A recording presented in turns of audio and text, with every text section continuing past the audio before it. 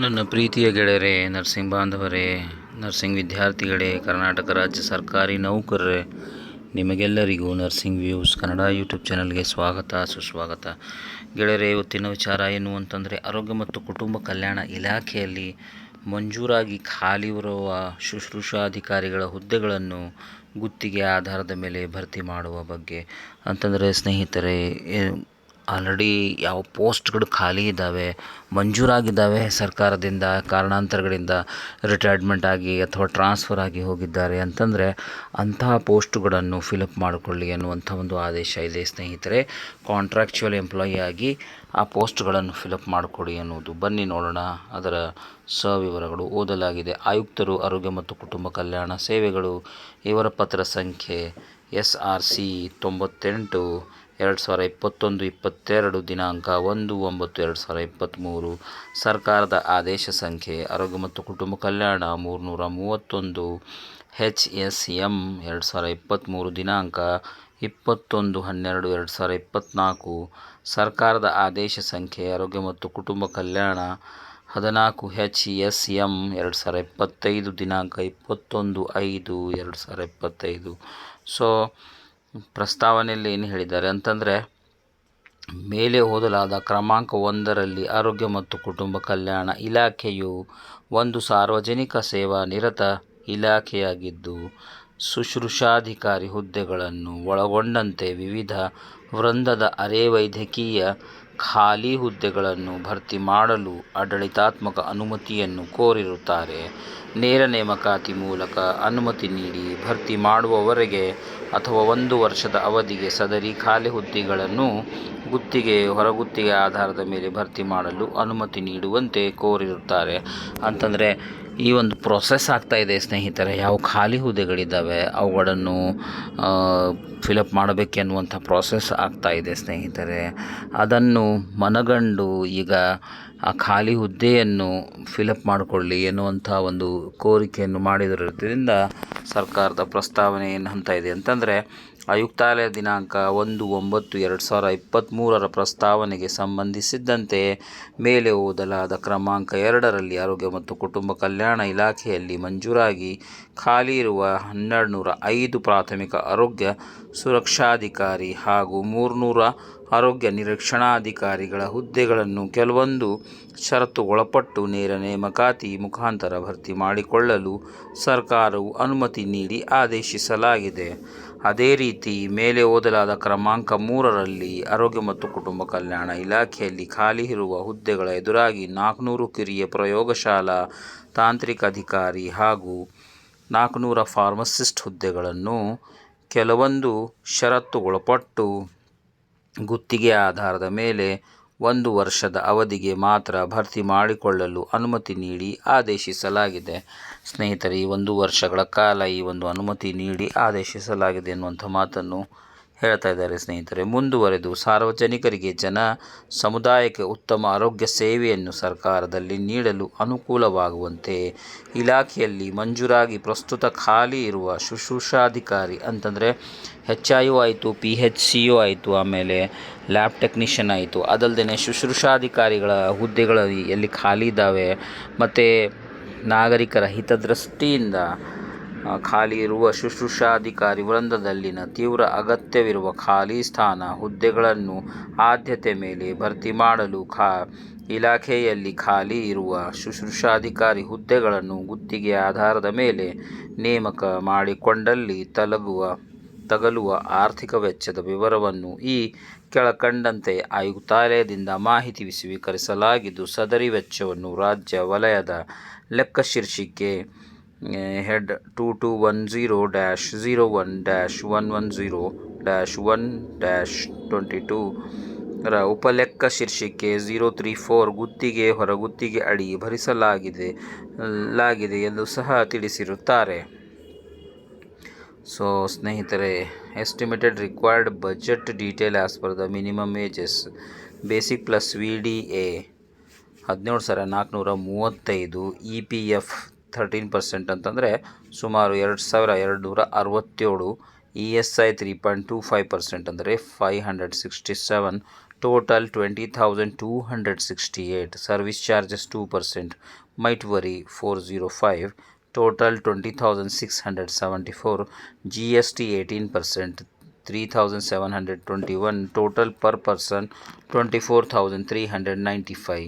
ಈ ಹಿನ್ನೆಲೆಯಲ್ಲಿ ಆರೋಗ್ಯ ಮತ್ತು ಕುಟುಂಬ ಕಲ್ಯಾಣ ಇಲಾಖೆಯಲ್ಲಿ ಮಂಜೂರಾಗಿ ಖಾಲಿ ಇರುವ 600 ಶುಶ್ರೂಷಾಧಿಕಾರಿಗಳ ಹುದ್ದೆಗಳನ್ನು ಗುತ್ತಿಗೆ ಆಧಾರದ ಮೇಲೆ ಪಡೆಯಲು ಸರ್ಕಾರವು ನಿರ್ಧರಿಸಿದ್ದು, ಅದರಂತೆ ಈ ಕೆಳಕಂಡ ಆದೇಶ. ಸೊ ಇದೆಲ್ಲವನ್ನು ಮನಗಂಡು ನಮ್ಮ ಕರ್ನಾಟಕ ಸರ್ಕಾರವು 1 ವರ್ಷ ಕಾಲಕ್ಕೆ ಗುತ್ತಿಗೆ ಆಧಾರದ ಮೇಲೆ ಶುಶ್ರೂಷಾಧಿಕಾರಿಗಳನ್ನು ನೇಮಕ ಮಾಡಿಕೊಳ್ಳಬೇಕೆನ್ನುವಂಥ ಒಂದು ಪ್ರಸ್ತಾವನೆಯ ಅನುವಲ್ಲಿಟ್ಟುಕೊಂಡು ಈ ಆದೇಶವನ್ನು ಹೊರಡಿಸಲಾಗಿದೆ. ಪ್ರಸ್ತಾವನೆಯಲ್ಲಿ ವಿವರಿಸಿದ ಅಂಶಗಳ ಹಿನ್ನೆಲೆಯಲ್ಲಿ ಆರೋಗ್ಯ ಮತ್ತು ಕುಟುಂಬ ಕಲ್ಯಾಣ ಇಲಾಖೆಯಲ್ಲಿ ಮಂಜೂರಾಗಿ ಖಾಲಿ ಇರುವ 600 ಶುಶ್ರೂಷಾಧಿಕಾರಿ ಹುದ್ದೆಗಳನ್ನು ಈ ಕೆಳಕಂಡ ಷರತ್ತುಗಳಿಗೊಳಪಟ್ಟು ಗುತ್ತಿಗೆ ಆಧಾರದ ಮೇಲೆ ಪಡೆಯಲು ಸರ್ಕಾರವು ಅನುಮತಿ ನೀಡಿ ಆದೇಶಿಸಿದೆ. ಇಲಾಖೆಯಲ್ಲಿ ನೇರ ನೇಮಕಾತಿ ಮುಖಾಂತರ ಶುಶ್ರೂಷಾಧಿಕಾರಿ ಹುದ್ದೆಗಳು ಭರ್ತಿಯಾದ ನಂತರ 600 ಶುಶ್ರೂಷಾಧಿಕಾರಿ ಹುದ್ದೆಗಳ ಗುತ್ತಿಗೆ ಸೇವೆಯನ್ನು ರದ್ದುಗೊಳಿಸತಕ್ಕದ್ದು. ಗುತ್ತಿಗೆ ಆಧಾರದ ಮೇಲೆ ಸಿಬ್ಬಂದಿಗಳನ್ನು ನೇಮಕಾತಿ ಮಾಡಿಕೊಳ್ಳುವಾಗ ಭವಿಷ್ಯದ ನೇರ ನೇಮಕಾತಿ ಪ್ರಕ್ರಿಯೆಯಲ್ಲಿ ಯಾವುದೇ ಕಾನೂನಿನ ತೊಡಕುಗಳು ಉದ್ಭವಿಸದಂತೆ ಕ್ರಮವಹಿಸತಕ್ಕದ್ದು. ಗುತ್ತಿಗೆ ಆಧಾರದ ಮೇಲಿನ ಸಿಬ್ಬಂದಿಗಳ ಆಯ್ಕೆಯನ್ನು ಈ ಹಿಂದಿನ ಗುತ್ತಿಗೆ ಅವಧಿಯ ಸೇವೆಯನ್ನು ಪರಿಗಣಿಸದೆ ಮತ್ತೆ ಹೊಸದಾಗಿ ಸೇವೆಗೆ ಸೇರಿಕೊಂಡಂತೆ ಪರಿಗಣಿಸಿ ಆಯ್ಕೆ ಮಾಡತಕ್ಕದ್ದು. ಅಂತಂದರೆ ಇಲಾಖೆಯಲ್ಲಿ ನೇರ ನೇಮಕಾತಿ ಮುಖಾಂತರ ಶುಶ್ರೂಷಾಧಿಕಾರಿ ಹುದ್ದೆಗಳ ಭರ್ತಿಯಾದ ನಂತರ 600 ಶುಶ್ರೂಷಾಧಿಕಾರಿ ಹುದ್ದೆಗಳ ಗುತ್ತಿಗೆ ಸೇವೆಯನ್ನು ರದ್ದುಗೊಳಿಸತಕ್ಕದ್ದು. ಅಂತಂದರೆ ಇಟ್ಸ್ ಲೈಕ್ ಅಗೇನೆಸ್ಟ್ ಪೋಸ್ಟ್ ಇದೆ ಸ್ನೇಹಿತರೆ. ಶುಶ್ರೂಷಾಧಿಕಾರಿ ನೇರ ನೇಮಕಾತಿ ಆದಲ್ಲಿ ಈ ಒಂದು 600 ಪೋಸ್ಟ್ಗಳನ್ನು ರದ್ದುಗೊಳಿಸತಕ್ಕದ್ದು ಎನ್ನುವಂಥ ಮಾತನ್ನು ಸರ್ಕಾರಿ ಆದೇಶದಲ್ಲಿ ತಿಳಿಸ್ತಾ ಇದ್ದಾರೆ. ಗುತ್ತಿಗೆ ಆಧಾರದ ಮೇಲೆ ಸಿಬ್ಬಂದಿಗಳನ್ನು ನೇಮಕಾತಿ ಮಾಡಿಕೊಳ್ಳುವಾಗ ಭವಿಷ್ಯದ ನೇರ ನೇಮಕಾತಿ ಪ್ರಕ್ರಿಯೆಯಲ್ಲಿ ಯಾವುದೇ ಕಾನೂನಿನ ತೊಡಕುಗಳು ಉದ್ಭವಿಸದಂತೆ ಕ್ರಮ ವಹಿಸತಕ್ಕದ್ದು. ಅಂತಂದರೆ ನಾವು ಅಗೇನ್ಸ್ಟ್ ಪೋಸ್ಟ್ ತೊಗೋತಾ ಇದ್ದೀವಿ, ಇನ್ ಕೇಸ್ ಏನಾದರೂ ಮತ್ತು ಕಾನೂನಿನ ತೊಡಕಿದ್ದರೆ ಅಂಥವುಗಳನ್ನು ಈಗ ತಾನೇ ಸರಿಪಡಿಸಿಕೊಂಡು ಈ ಗುತ್ತಿಗೆ ಆಧಾರದಲ್ಲಿ 600 ಶುಶ್ರೂಷಾಧಿಕಾರಿಗಳನ್ನು ನೇಮಕ ಮಾಡಿಕೊಳ್ಳತಕ್ಕದ್ದು ಎನ್ನುವಂಥ ಮಾತನ್ನು ಹೇಳ್ತಾ ಇದ್ದಾರೆ. ಗುತ್ತಿಗೆ ಆಧಾರದ ಮೇಲಿನ ಸಿಬ್ಬಂದಿಗಳ ಆಯ್ಕೆಯನ್ನು ಈ ಹಿಂದಿನ ಗುತ್ತಿಗೆ ಅವಧಿಯ ಸೇವೆಯನ್ನು ಪರಿಗಣಿಸದೆ ಮತ್ತೆ ಹೊಸದಾಗಿ ಸೇವೆ ಸೇರಿಸಿಕೊಂಡಂತೆ ಪರಿಗಣಿಸಿ ಆಯ್ಕೆ ಮಾಡತಕ್ಕದ್ದು. ಆಸ್ ಎ ಫ್ರೆಷರ್ ಆಗಿ ಮಾಡಬೇಕೆನ್ನುವಂಥ ಮಾತನ್ನು ಹೇಳ್ತಾ ಇದ್ದಾರೆ ಸ್ನೇಹಿತರೆ. ಅಂತಂದರೆ ಈ ಒಂದು ಗುತ್ತಿಗೆ ಆಧಾರದ ಮೇಲೆ ಏನು ಆಲ್ರೆಡಿ ಕೆಲಸ ಮಾಡ್ತಾ ಇದ್ದಾರೆ ಅಂಥವರುಗಳನ್ನು ಮತ್ತೆ ಪುನಃ ಬಿಟ್ಕೊಟ್ಟಿದ್ದಾರೆ, ಈ ಒಂದು ಜಾಬ್ಗೆ ಅಪ್ಲೈ ಮಾಡ್ತಾರೆ ಅಂತಂದರೆ ಅವರ ಸರ್ವೀಸನ್ನು ಕೌಂಟು ಮಾಡಬೇಕು ಅಥವಾ ಇಲ್ಲ ಅಂತಂದರೆ ಇಲ್ಲ ಅನ್ನುವಂಥ ಮಾತನ್ನು ಹೇಳ್ತಾ ಇದ್ದಾರೆ.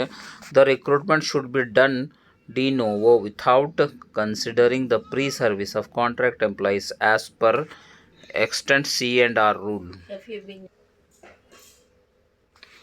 ಸೊ ಸ್ನೇಹಿತರೆ, ಈ ಒಂದು C&R ರೂಲ್ ಪ್ರಕಾರ ಈ ಎಂಪ್ಲಾಯ್ಮೆಂಟ್ ತೊಗೋಬೇಕು pre service of contract employees as per the extent C&R rules.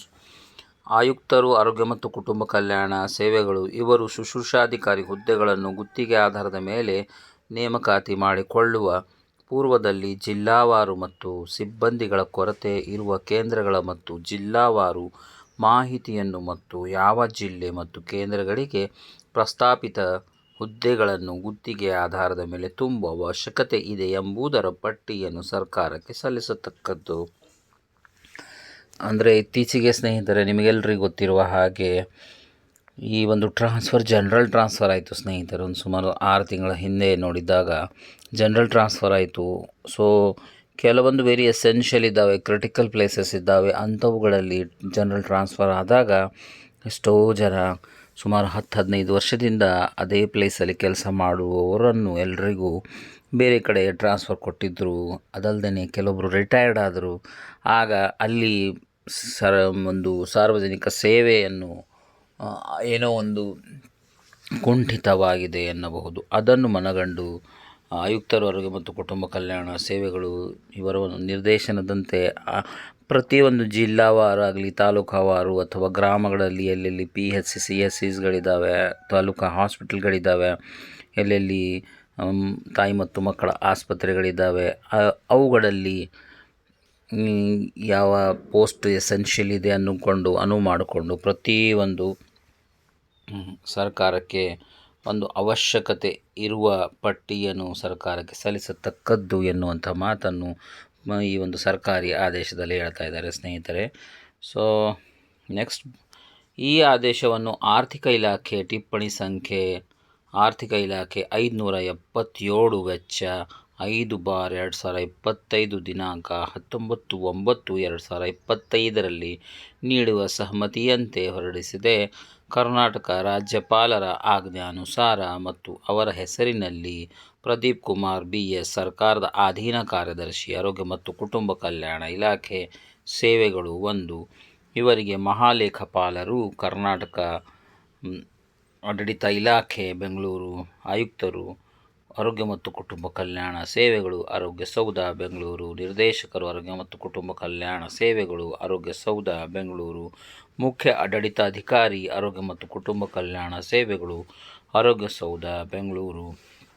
ಹೆಚ್ಚುವರಿ ಪ್ರತಿಗಳು ಶಾಖಾ ರಕ್ಷಾ ಕಡತಕ್ಕಾಗಿ ಪ್ರತಿ ಮಾನ್ಯ ಆರೋಗ್ಯ ಮತ್ತು ಕುಟುಂಬ ಕಲ್ಯಾಣ ಸಚಿವರು, ಆಪ್ತ ಕಾರ್ಯದರ್ಶಿ, ವಿಕಾಸಸೌಧ ಬೆಂಗಳೂರು ಸರ್ಕಾರದ ಪ್ರಧಾನ ಕಾರ್ಯದರ್ಶಿ, ಪತ್ರಾಂಕಿತ ಆಪ್ತ ಸಹಾಯಕರು, ಆರೋಗ್ಯ ಮತ್ತು ಕುಟುಂಬ ಕಲ್ಯಾಣ ಇಲಾಖೆ ವಿಕಾಸಸೌಧ ಬೆಂಗಳೂರು ಸರ್ಕಾರದ ಉಪ ಕಾರ್ಯದರ್ಶಿ 1 ರವರ ಆಪ್ತ ಸಹಾಯಕರು, ಆರೋಗ್ಯ ಮತ್ತು ಕುಟುಂಬ ಕಲ್ಯಾಣ ಇಲಾಖೆ ವಿಕಾಸಸೌಧ ಬೆಂಗಳೂರು. ಸೊ ಸ್ನೇಹಿತರೆ, ಇದು ಒಂದು ಒಳ್ಳೆಯ ವಿಚಾರ ಎನ್ನಬಹುದು. ಆದರೆ ಸುಮಾರು ಜನ ಏನು ಕೇಳ್ತಾ ಇರ್ತಾರೆ ಅಂತಂದರೆ, ಗೌರ್ಮೆಂಟ್ ಜಾಬ್ ಇಲ್ಲ ಸರ್, ಇದು ಕಾಂಟ್ರಾಕ್ಚುಯಲ್ ತಗೋತಾ ಇದ್ದಾರೆ ಅಂತಂದರೆ, ಗೌರ್ಮೆಂಟ್ ಜಾಬ್ ಬರಲಿಕ್ಕೆ ಪ್ರೋಸೆಸ್ ಇದೆ ಸ್ನೇಹಿತರೆ. ಪ್ರೋಸೆಸ್ ಆದ ಮೇಲೇ ಗೌರ್ಮೆಂಟ್ ಜಾಬ್ ಬರುತ್ತೆ.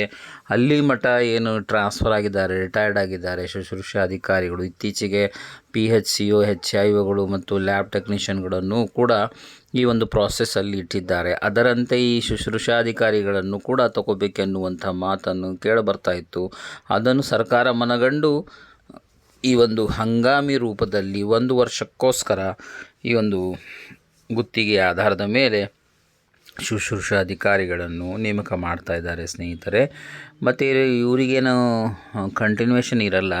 ಇನ್ ಕೇಸ್ ನೇಮಕಾತಿ ಆದೇಶಗಳು ಬಂದಾಗ ಇವರು ಒಂದು ಕಾಂಟ್ರ್ಯಾಕ್ಟನ್ನು ರದ್ದಾಗುತ್ತೆ ಎನ್ನುವಂಥ ಮಾತನ್ನು ಹೇಳ್ತಾ ಇದ್ದಾರೆ ಸ್ನೇಹಿತರೆ. So all the best. ಯಾರು ಅಪ್ಲೈ ಮಾಡಬೇಕಂತ ಇದ್ದೀರಾ, ಯಾರು ಫ್ರೆಷರ್ಸ್ ಇದ್ದೀರಾ, ಅವರು ಈ ಒಂದು ಗುತ್ತಿಗೆ ಆಧಾರದ ಮೇಲೆ ಅಪ್ಲೈ ಮಾಡಿ ವೇಟ್ ಮಾಡಬಹುದು. ಸೊ ಹಲವಾರು ಜನ ಏನು ಕೇಳ್ತಾರೆ ಅಂತಂದರೆ, ಸರ್ಕಾರಿ ನೌಕರಿ ಅಥವಾ ಗೌರ್ಮೆಂಟ್ ಜಾಬ್ ಯಾವಾಗ ಬರುತ್ತೆ ಸರ್, ಯಾಕೆ ಕಾಂಟ್ರಾಕ್ಚುಯಲ್ ಜಾಬ್ ಮಾತ್ರ ಬರ್ತಾ ಇದೆ ಅಂತಂದರೆ, ಅವರಿಗೋಸ್ಕರ ನಾನು ಏನು ಹೇಳಲಿಕ್ಕೆ ಬಯಸ್ತೀನಿ ಅಂತಂದರೆ, as soon as possible fill up ಮಾಡಬೇಕಾದ್ರೆ ಈ ಒಂದು ಜಾಬ್ ಅಪಾರ್ಚುನಿಟಿಯನ್ನು ಸರ್ಕಾರ ಹೊರಡಿಸಿದ್ದಾರೆ ಆದೇಶದ ಮೇರೆಗೆ.